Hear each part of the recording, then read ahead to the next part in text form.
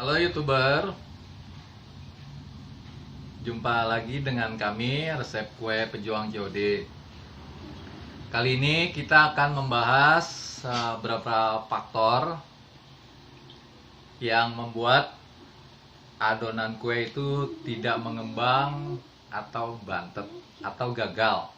Hal ini yang sering dialami oleh para pemula dalam membuat base cake kue, terutama kue tar, kue bolu, ataupun kue yang lainnya. Nah, dalam hal ini kita akan membeberkan beberapa faktor ya. Nah, sebelum membeberkan beberapa faktor, kita ingin memperlihatkan referensi tentang bukti kami bahwa kue hasil kami itu lembut dan mengembang. Ini ya. Itu FB kami. Tertulis di situ terupdate sampai detik ini ada 689.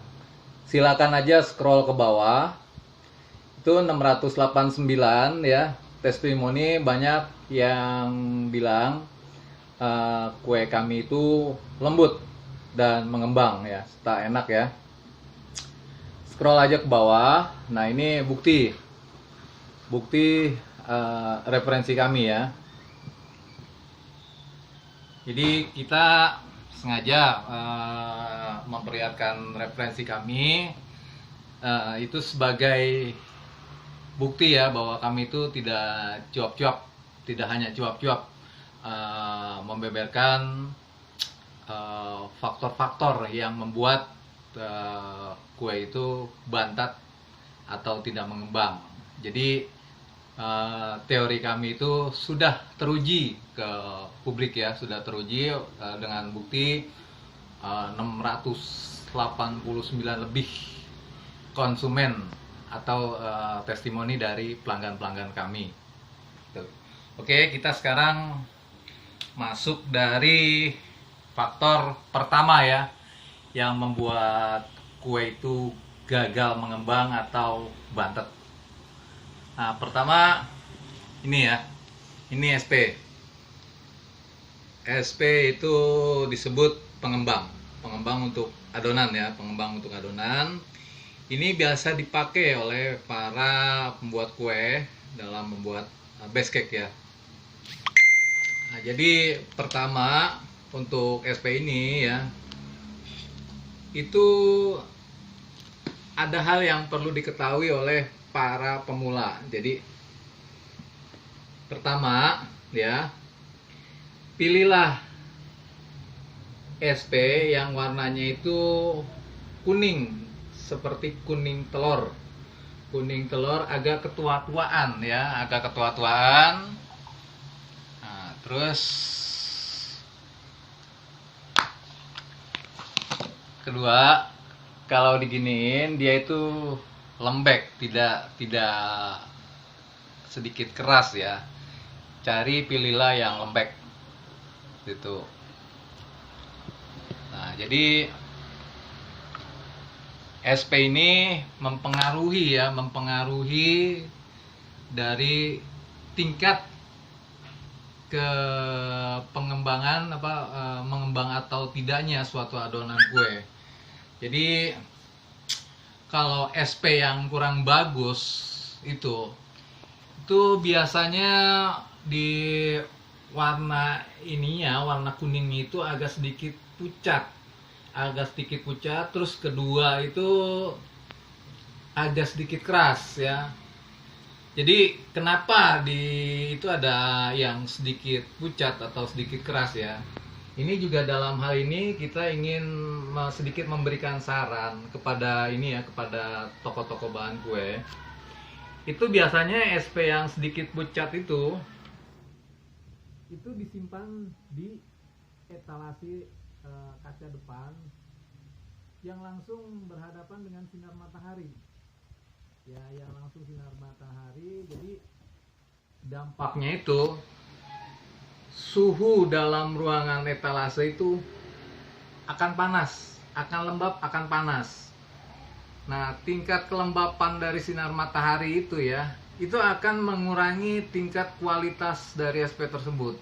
Sehingga SP yang sering diletakkan di depan kaca etalase yang langsung berhubungan dengan sinar matahari, biasanya SP-nya itu akan pucat warnanya.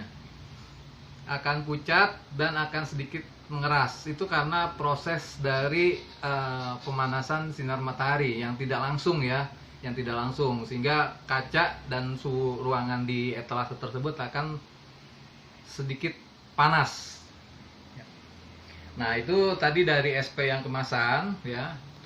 Terus ada lagi SP yang jenis ons-onan.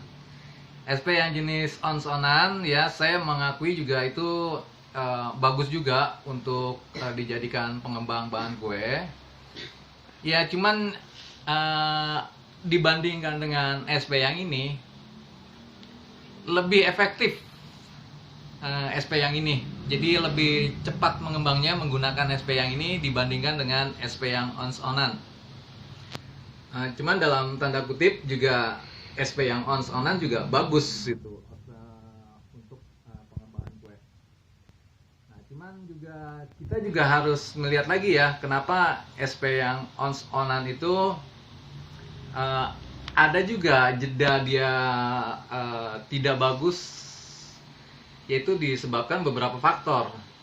Satu nih, maaf juga sekaligus saya di sini juga untuk sedikit saran ke toko bahan kue. Saya sering melihat toko bahan kue itu meletakkan SP yang ons-onan itu langsung di dasar ubin,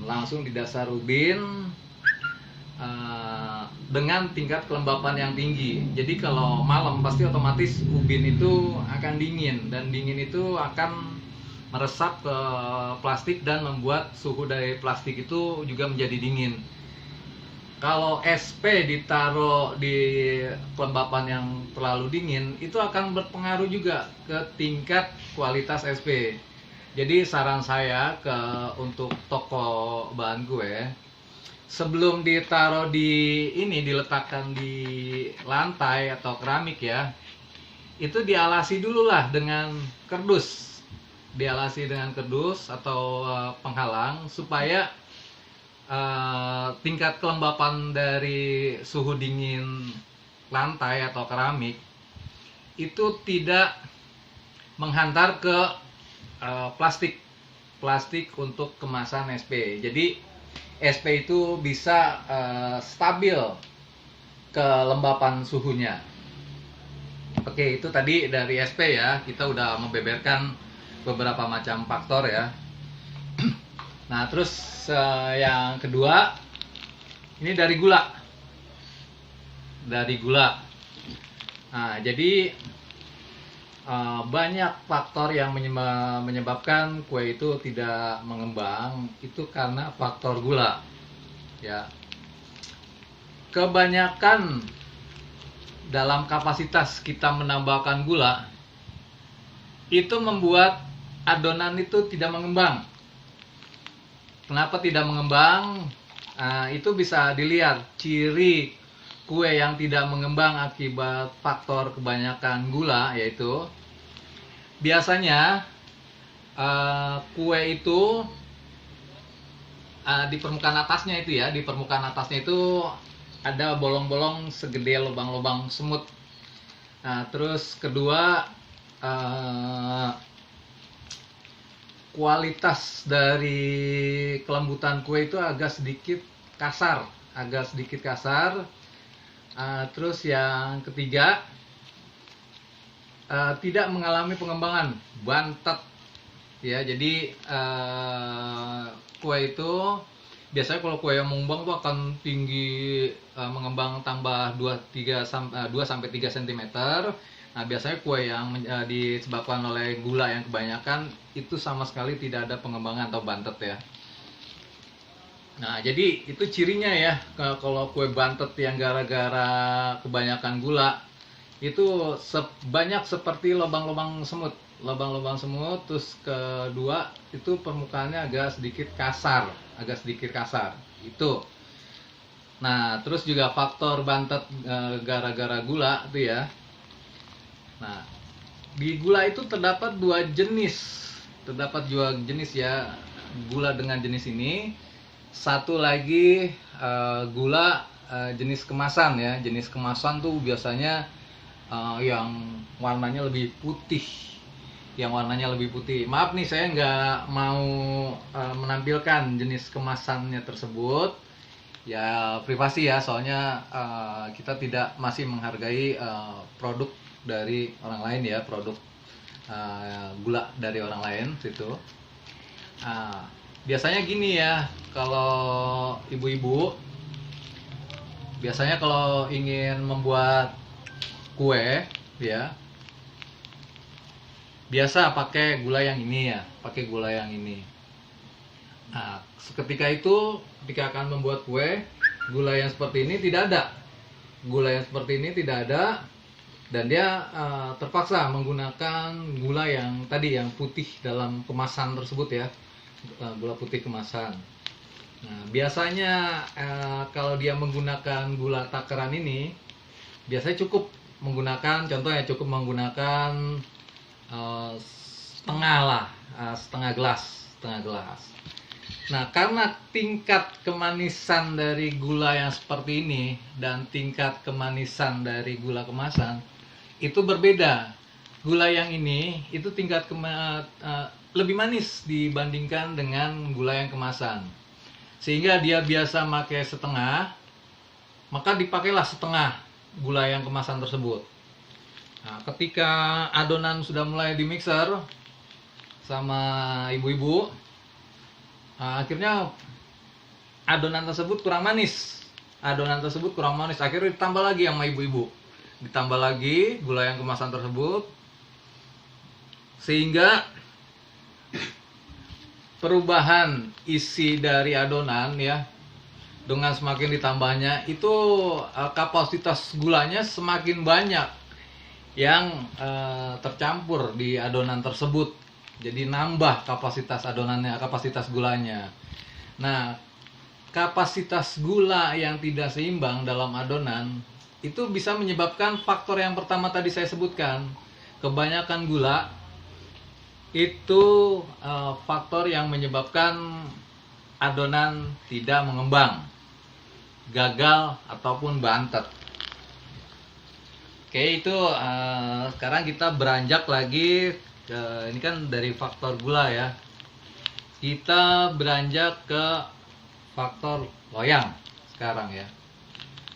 Faktor loyang, jadi loyangnya itu ini juga merupakan salah satu faktor yang menyebabkan adonan itu bantat, tidak mengembang ataupun gagal ya.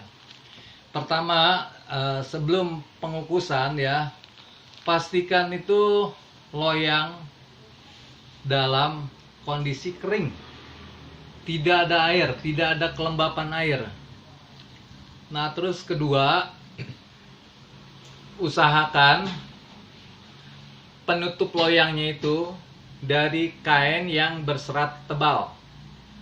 Ya, artinya kain yang berserat tebal ya, seperti contohnya katun Bangkok atau sejenisnya ya. Jangan menggunakan katun-katun yang tipis ataupun bahan-bahan seperti spandek. Intinya bahan-bahan yang tipis tersebut itu tidak menyerap air dengan maksimal. Ya. Kenapa harus bahan yang berserat tinggi, yang tebal? Ya. Satu, karena ketika loyang itu dipanaskan dan kue itu, adonan itu dikukus, dia akan otomatis menutup dari lubang uap untuk pemanasan ya. Kalau kain yang digunakan itu tipis ya, dia itu menyerapnya itu tidak maksimal, sehingga bisa saja uap air dari hasil pemanasan ya, itu akan netes ke base cake, adonan base cake, sehingga adonan base cake tersebut akan terciprat air dari hasil pemanasan ya, sehingga menambah kapasitas air dalam adonan base cake tersebut. Jadi itu kelemahan yang pertama ya. Nah, terus kedua, kebiasaan dari ibu-ibu nih ya, atau para pemula ya, sesudah kain tersebut dipakai untuk membuat untuk mengukus kue ya, itu seharusnya kain tersebut itu dijemur kembali sebelum dipakai ya, dijemur kembali sehingga kering kembali ya. Jadi kalau masih tetap menggunakan kain yang masih lembab, pasti otomatis tingkat penyerapannya juga akan berkurang ya, berbeda dengan kondisi kering. Kalau kering pasti hasil pengerapannya itu maksimal, sedangkan lembab itu yang masih basah, yang masih basah itu penyerapan uap airnya itu kurang maksimal. Nah, terus yang masih soal wayang ya, soal wayang pengukusan, teknik pengukusan. Terus juga kebiasaan nih ibu-ibu nih, kebiasaan ibu-ibu yang paling sering atau kebiasaan pemula untuk melihat kue itu udah matang atau enggak. Ibu-ibu itu sering tutup buka loyangnya, penasaran nih udah matang atau belum, gitu, udah matang atau enggak nih adonannya, dibuka sama ibu-ibu loyangnya. Oh, ternyata belum matang, ditutup lagi. Terus penasaran lagi nih udah matang apa belum, dibuka lagi, terus ditutup lagi. Nah, itu apa sih pengaruhnya ke tingkat pengembangan atau kelembapan dari adonan ya? Itu sangat berpengaruh ibu-ibu, makanya jangan melakukan hal seperti itu. Jadi ketika ibu-ibu itu membuka loyang ya, itu artinya tingkat pemanasan, stabilitas suhu dalam loyang tersebut pasti akan berubah, sehingga perubahan suhu itu akan berpengaruh pada proses pengembangan dari adonan atau base cake kue tersebut. Jadi setiap dibuka pasti akan berubah, ditutup lagi akan berubah lagi, dibuka lagi akan berubah, ditutup lagi akan berubah. Nah, itu salah satu faktor ya dari kebiasaan ibu-ibu tuh yang bikin kue itu gagal mengembang ataupun banter. Jadi jangan melakukan hal seperti itu ibu-ibu ya. Nah, juga terus masih dari faktor loyang ya. Usahakan loyang itu, adonan itu dibentuk dalam sistem 2 layer. Artinya 2 layer itu 2 lapis ya, 2 lapis. Pertama, masukkan dulu lapisan adonan pertama ya. Dari kapasitas misalnya loyangnya 7 cm ya. Nah, itu dimasukin dulu setengah dari adonan. Ya, setengah adonan, terus kukus. Nah, kukus hingga matang, baru kemudian masukkan lagi adonan yang kedua. Ya, jadi adonan yang kedua dikukus kembali dan dipastikan matang. Nah, jadi kalau dengan sistem 2 layer itu, di bagian tengahnya itu pasti otomatis akan tahu kalau bagian atas dari permukaan pertama itu sudah matang. Nah, itu untuk antisipasi tidak matang di tengah-tengah adonan. Jadi bikin sistem 2 layer. Nah, dari segi loyang tersebut masih ada satu faktor lagi untuk mengetahui kue itu mengembang atau tidaknya ya. Nah, kalau misalnya tidak menggunakan sistem 2 layer ya, itu untuk mengetahui mengembang atau tidaknya kue tersebut ya, bisa menggunakan dengan lidi atau sedotan, kita colok ke tengah permukaan kue dan bisa dilihat, wah ini ternyata belum matang, wah ini ternyata udah matang. Nah, jadi untuk sistem menyolok dengan menggunakan ini ya, menggunakan apa? Menggunakan sapu lidi atau sedotan itu untuk mengantisipasi ibu-ibu itu supaya tidak buka tutup, tidak buka tutup, tidak buka tutup. Jadi terjadi perubahan pemanasan uap air dalam adonan tersebut, ya. Terus juga itu ini masih dari loyang ya. Usahakan ya di pinggir loyang itu diolesi terigu dan minyak. Pasti ibu-ibu akan beranggapan, pemula akan beranggapan, wah diolesi minyak itu supaya gampang ya nyopotnya ya di pinggiran-pinggiran itu ya. Jadi ketika udah matang gampang dia si nyopot kuenya itu, membalikan kuenya. Terus juga biar gampang gitu, biar gampang dan tidak nempel ke pinggiran loyang. Fungsi dari peminyakan di pinggir loyang itu bukan hanya supaya gampang mencopot ketika sudah matang ya. Fungsi memberikan minyak di pinggiran loyang itu salah satu fungsinya itu membuat atau proses pemanasan, pengembangan dari minyak itu supaya merata gitu, supaya merata. Itu fungsi dari minyak itu untuk adonan mengembang juga, bukan hanya sebagai gampang untuk dicopot ketika udah matang ya. Nah, saya berikan contoh ya, di dalam pemanasan ya, pemanasan kompor pasti otomatis yang terkena bagian api itu hanya di bagian tengah dari loyang. Sementara yang untuk pinggir-pinggirnya ya itu tidak terkena dari proses pemanasan yang terjadi di tengah loyang. Nah, makanya itu dengan diolesi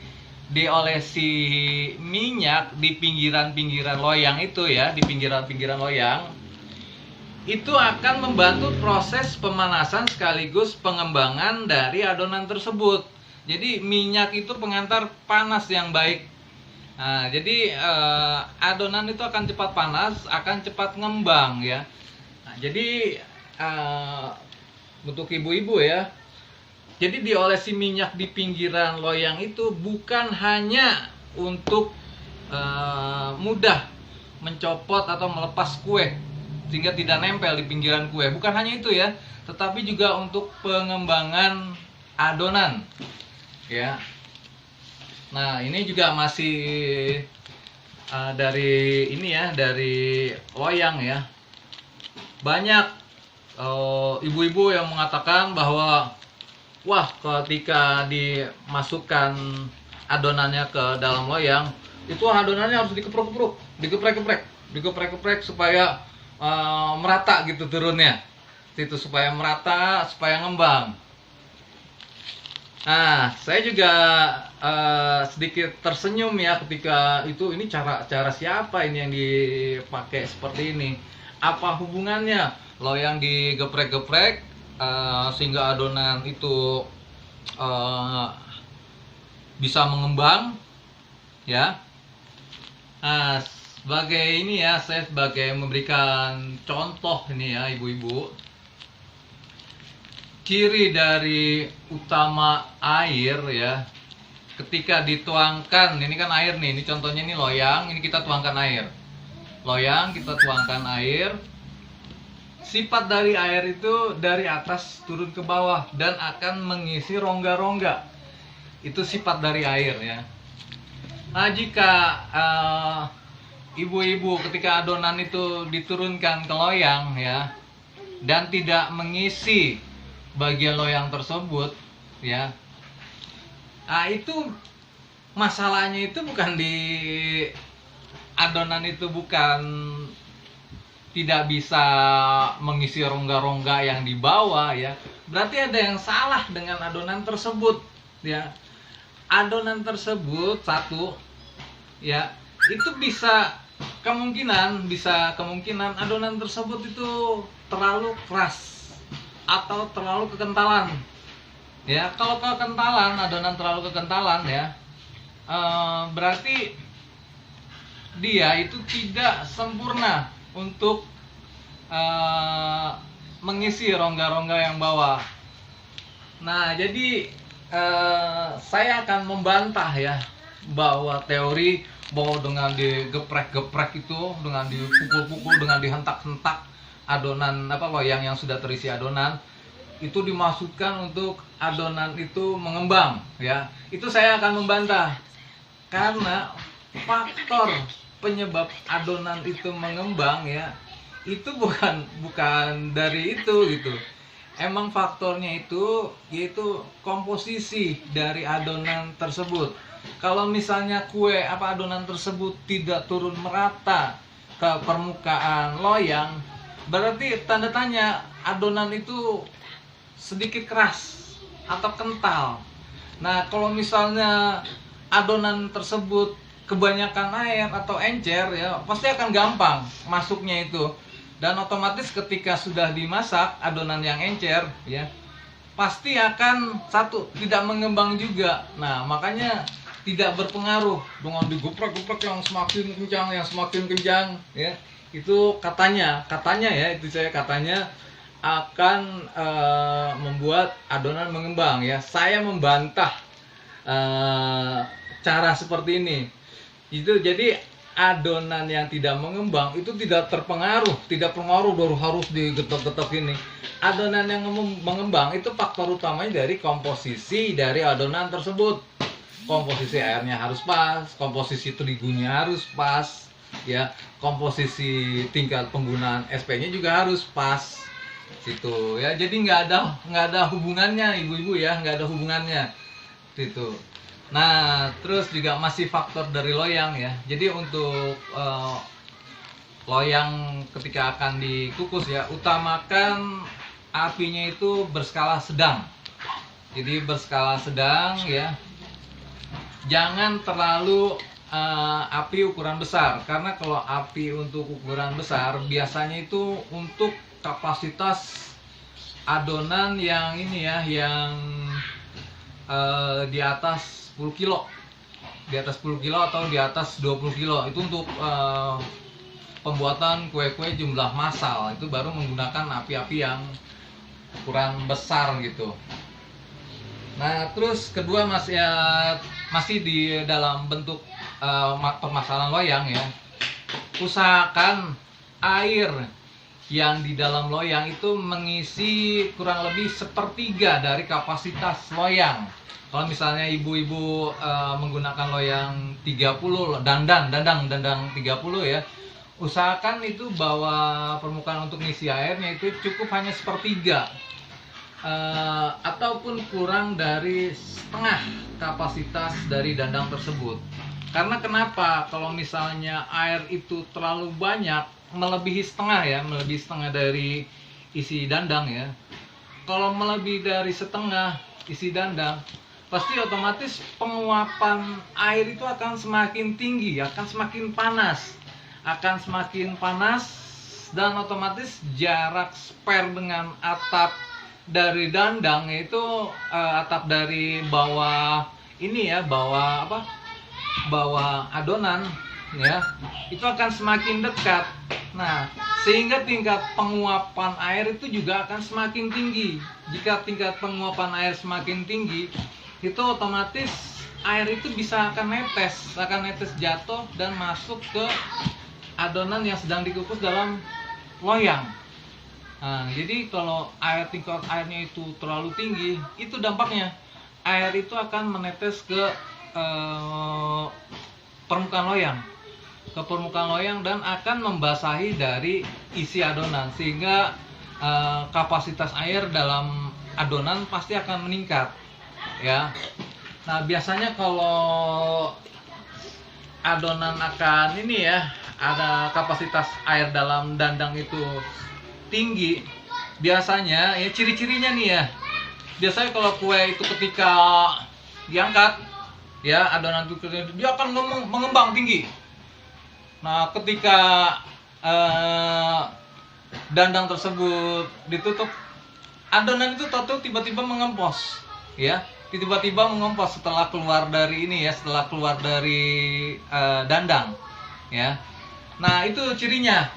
Jadi kan sering banyak pertanyaan dari ibu-ibu, kok kenapa ya kue saya ketika saya angkat dari dandang itu tinggi mengembang, cuman ketika saya keluar dari dandang itu langsung tiba-tiba mengempos. Nah, itu salah satu faktornya itu karena kebanyakan air di dandang, ya.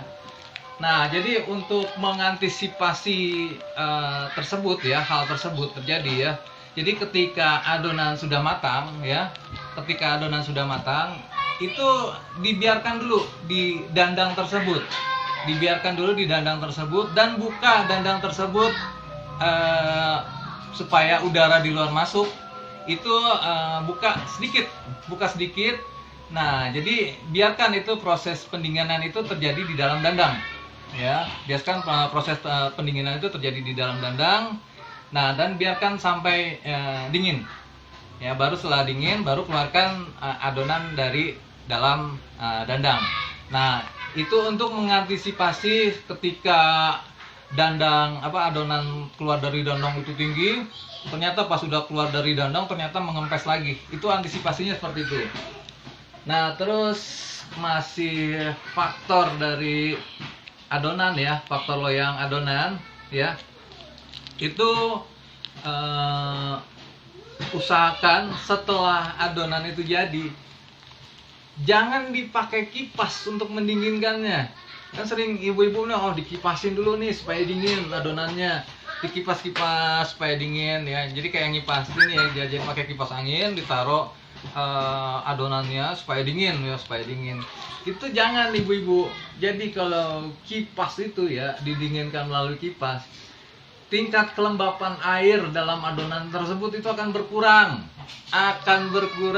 Coba dengarkan ibu-ibu, akan berkurang. Ini buat ibu-ibu yang masih kebiasaan nih make cara seperti ini ya. Nah, jadi di kipas itu ya, itu udara yang bergerak, dia akan mengurangi tingkat kelembapan air dalam adonan tersebut ya. Jadi kalau tingkat kelembapan airnya berkurang, ya otomatis adonan itu akan menjadi kasar, tidak lembut lagi. Tuh ya ibu-ibu, saya beberkan tuh kenapa pas keluar dari dandang, pas dianginkan, pas didinginkan ya, itu kue itu jadi makin keras. Itu saya bongkar rahasianya tuh ya. Terus juga untuk yang ini ya, faktor vital ya, termasuk kue mengembang atau tidaknya itu dari telur, ibu-ibu ya, dari telur.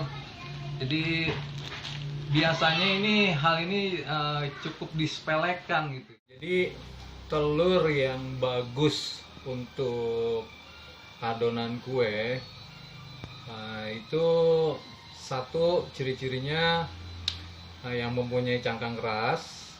Terus yang kedua, bila dipecahkan itu kuning telurnya masih melekat atau masih utuh bulat. Sedangkan kalau telur yang kurang bagus untuk dibuat adonan itu satu, telur yang udah lama ya, maksudnya dalam tanda kutip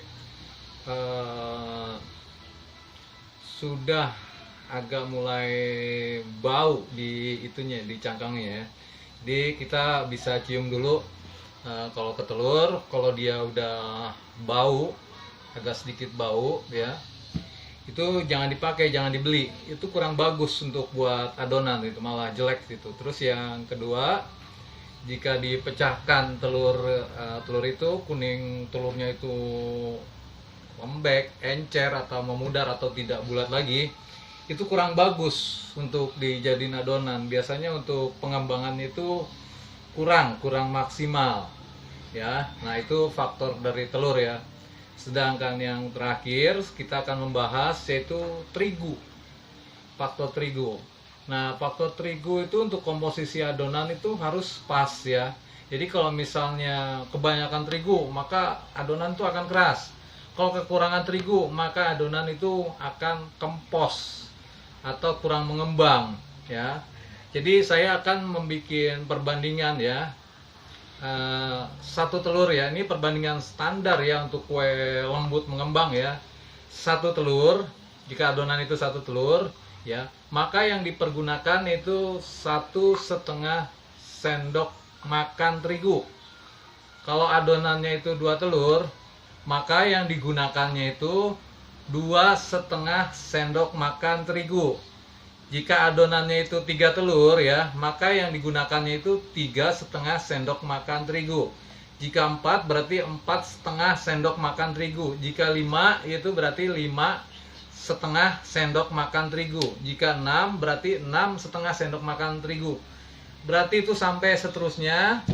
Nah, jadi komposisi itu harus pas gitu antara terigu, penggunaan SP, dan penggunaan bahan lain atau air ya. Nah, itu harus pas, harus seimbang. Jika komposisi terigunya itu terlalu banyak, maka dipastikan adonan itu akan keras. Akan keras. Kedua, kalau misalnya komposisi terigunya itu kurang ya, kebanyakan air, maka adonan itu akan ngepiur, ngempos.